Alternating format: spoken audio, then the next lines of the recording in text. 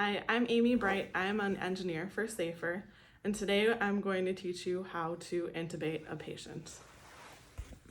I have Ben Riester, a paramedic student, also works here at SAFER with us. He is going to do the skills as I talk you through. So the first thing you want to do is you want to set up your equipment, and having all of your equipment ready and available is super helpful. In case something goes wrong, you have all the things you need. So the first thing you're gonna get together is you're just gonna kind of do it in order like we have here. So you would start with an oral airway. You have your bag valve mask with a mask on it so that you can pre-oxygenate. The oral airway helps open up the airway to help you pre-oxygenate. We have an end tidal, so that's gonna help us confirm our tube placement. We have lube. We have our video laryngoscope. We also have a backup manual laryngoscope in case the video laryngoscope fails.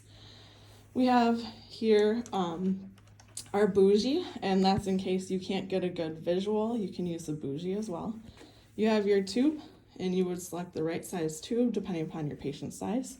And then you have the stylet in there as well. You're also gonna make sure that this tube at the end is functional, so you would blow it up and make sure that it holds air. So then that includes your syringe. And then in case your intubation fails, we have an eye gel here, which is our backup airway, so that you always will have an airway in case something happens. And then we also have our stethoscope, which we're gonna use to listen to lung sounds and epigastric sounds to confirm placement as well. So I'm gonna let Riester start. So the first thing you're gonna do is you're going to size your oral airway. You're gonna measure it like he did from the nose to the tip of the earlobe. And you're gonna insert it just like he did. You're gonna be sure there's no gag reflex. If there's a gag reflex, then you need to give medications to secure an airway. In this case, he does not have a gag reflex. So then you're gonna pre-oxygenate the patient. The idea is to get 100% oxygen into the lungs.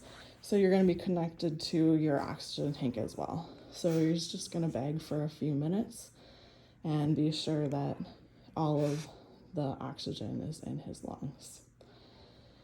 So most of the time as the person's bagging, to save some time, you would have someone bagging, and then that's when you would be setting up all of your equipment. For time purposes, we're just gonna show you how the steps work. All right, so Ben has everything he needs to start his intubation. So he's gonna stop bagging the patient, and you have about 30 seconds in order to, from the time you stop bagging the patient and giving them oxygen, to secure your airway and have it done. But for today's purposes, we're gonna show you all the landmarks, so it's not gonna be within the correct time. So you're gonna hold the video laryngoscope in your non-dominant hand. This would be Ben's left hand. If you are left-handed, you go the opposite way. So you're gonna pull up and out, and you're gonna try and see if you can find the video laryngoscope or the vocal cords. So if you see there's a little triangle, Ben's gonna point that out for us. That's what you're shooting for. So then in his dominant hand, he's gonna put the tube in, and he's gonna get it right in that triangle. And he's gonna secure that tube right in between the vocal cords. He's gonna then pull his video laryngoscope out, and he's gonna pull the stylet out, and he's going to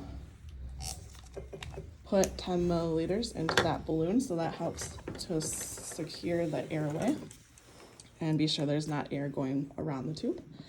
He's gonna put his end tidal on, which is then gonna hook up to the monitor. And then he's going to put the bag mask on. And then we're going to listen to epigastric sounds first. And there's no epigastric sounds. Then you're going to listen to the lungs and make sure they're equal on both sides. And we're hearing in both lungs. So if we didn't hear lung sounds, then we would need a backup airway. And we're just going to pretend like he missed the tube. So then the next step would be, we still need to secure an airway. So he's gonna pull that tube. He's gonna re-oxygenate the patient. So you're gonna make sure to get their oxygen saturation up. He's gonna get the right size eye gel. He's gonna put some lube on that. And he's gonna open the airway. And he's gonna put it down. Also include your end tidal. And you're gonna bag. And once again, we're gonna listen to epigastric sounds. Should not be epigastric sounds. And then we're gonna listen to lung sounds on both sides. Good lung sounds. And then we're gonna secure the tube.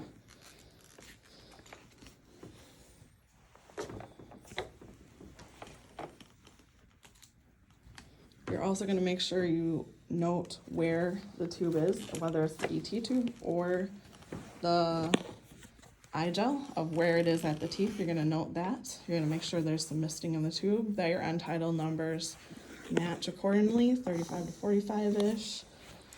And be sure that everything looks good. And you're gonna continue to assess lung sounds as you have the patient to be sure that the tube doesn't get dislodged. Thank you very much, Ben, for helping us out. Any questions?